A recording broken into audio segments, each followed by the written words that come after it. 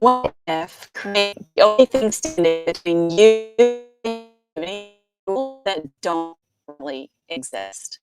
What if the right way to create has never been the only way and might not even be your way? Friends, welcome to From the Threshold.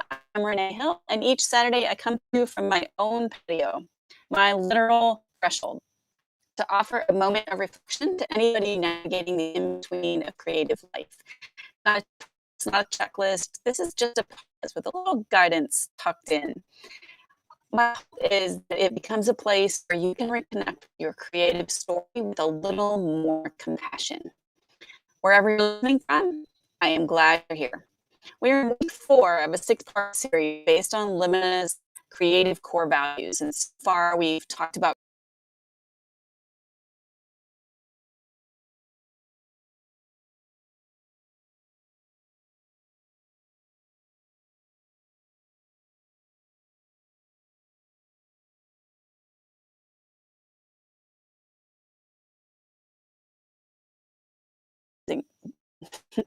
and that the myths that we have internalized might be the very thing keeping us from thriving.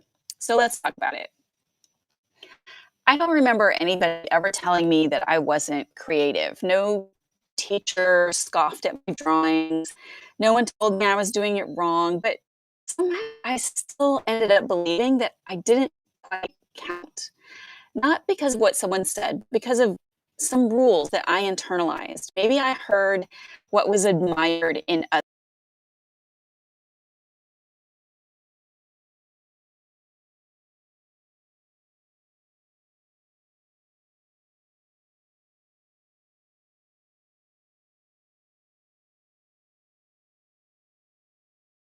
Didn't like limits. They had ideas that no one else had thought of, and they created constantly and out of nothing. And I didn't fit that mold. I might be a little eccentric, but I like constraints. I work best within limits. And I need guardrails to kick my ideas into gear. I'm not wildly creative. I didn't realize that I had absorbed an unspoken standard, that creativity had to look a certain way, that it had to be obvious or impressive or measurable. So for years, I carried this internal judgment that I wasn't doing enough, that my process wasn't right, that someone truly creative might see what I was doing and out me or disapprove. And then one day I watched a presentation online by a successful illustrator. I honestly don't even remember who she was, but she was thriving in her work. She was well known, deeply respected. And her way of thinking, her way of working, it looked a lot like mine. I was shocked. She liked boundaries. She liked quiet. And suddenly it hit me. Maybe the problem wasn't that I wasn't creative enough or good enough. Maybe my definition of creativity was too narrow, far too narrow. That moment opened something inside me. When I saw someone successful creating within boundaries, not in spite of them, it was like opening a window that I didn't know had been painted shut. Because once I saw that I was ascribing to rules or norms that aren't true, I started to wonder how many others had written themselves out of the creativity story, not because they lacked imagination, because we are all creative, but because they didn't match the myth, whatever their version of the myth was. And the more I paid attention, the more I realized something essential. So many of the rules that I had been holding weren't actually rules. They were preferences or norms or expectations that had been passed along so many times that they started to look and sound like truth. But they weren't laws. They weren't prerequisites for creativity. They weren't sacred. They were just limits that someone else drew. And maybe that worked for them, but they didn't have to be my limits, because there is no single right way to create. There's no official certification, no rule book that decides if your work counts, no universal rhythm that proves that you're serious. Creativity is not earned through consistency, it is not proven by originality, and it is not validated by output. The truth is, you don't need to be consistent, wild, unconventional, or even productive to be a creative person. You just need to be human. When you start letting go of these fake rules, it can feel disorienting. Like, if I'm not measuring my creativity by output or originality or consistency, then what even is it? But here's what I've come to believe.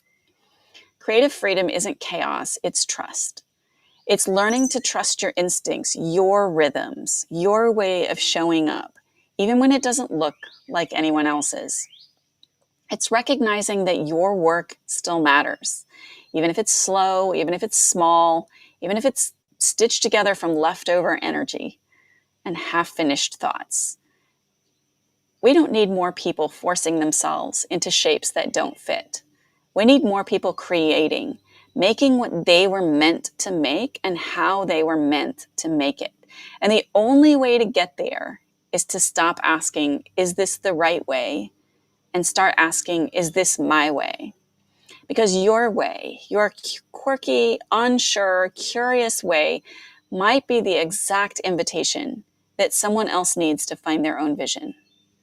Your way is exactly what you need to thrive.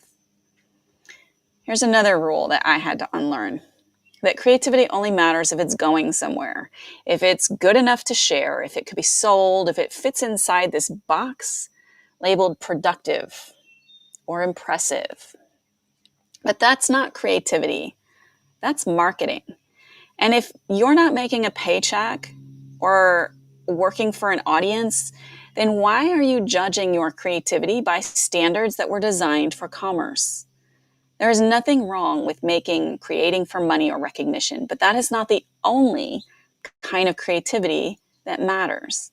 Things are worth making just because you want to make them, just because they help you breathe or slow down or feel more like yourself or help you understand something. You don't have to justify that. You don't have to explain why this color felt right or why you need to stitch that shape or why this project seems silly or weird or small. If it mattered to you in the moment, that's enough. I made one time a 7-foot long quilt of a house that is in a neighboring town simply because I thought it was cool. It stirred something in me. It was this 50s ranch that was this luminous turquoise color, and it was sitting against dark green trees like that deep forest green black. And I just thought, I want to make that. And so I made a 7-foot long quilt for no other reason than it inspired me and I wanted to. And I learned in that process that that was enough. That was okay. I don't owe anyone an explanation, and neither do you, for the joy or the mess or the wild ideas that come spilling out when you finally give yourself permission to create without rules. And this isn't just poetic language or even personal experience only. There's research that backs this up. In a widely cited study led by Dr. Gira J. Kamel, participants were invited to spend 45 minutes making art. No instructions, no prompts, no expected outcome. They could use whatever materials they wanted, and they didn't have to be artists. And the result was that over 75% of the participants showed a measurable drop in cortisol, that is our stress hormone, in just 45 minutes of unstructured, playful, quote, pointless making that helped their bodies relax and regulate. What's powerful about this study isn't just the numbers. It's the reminder that creative expression doesn't need a plan or a product to offer real benefit. There is no, quote, right way to make when it comes to what the body and the spirit need. We don't heal better when we follow a pattern. We don't grow more when we perform in front of an audience. We grow and we heal when we return to ourselves, when we simply make. That is why exploration without rules isn't preparation. It is the creative work. So, what does it look like to actually practice this? To let go of the idea that there's a right way and explore what your way might be. I'm going to give you a couple of invitations for the week ahead. These aren't assignments or goals, just a few doorways that you might walk through to kind of open up the possibilities. First is make something with the wrong tool. Use your non-dominant hand. Draw with a stick. Stitch without a hoop. Write a poem using only overheard phrases or the words on your coffee mug. Do something that breaks your usual process or the generally recognized truth, just to see what opens up. 2, start without a plan. Let yourself follow one thread of color or texture or shape or movement, and don't stop to explain it. Let it feel weird. Let it be unexpected. Let it wander wherever it wants to go. 3, revisit something that you never finished. Not to complete it, but to look at it without judgment. Ask, what were you exploring here? And what would it look like to let this stay unfinished, but still count as worthwhile work? None of these things are designed to get you to a polished outcome. They're meant to help you see your work differently and honor your way of doing things. So as you move through your week, here's a few questions to just tuck in your pocket for journaling or stitching or just a quiet moment on your patio. Thinking questions is what they are. What creative rules have you internalized? And are they actually true? Where have you dismissed your own way of creating because it didn't look like someone else's?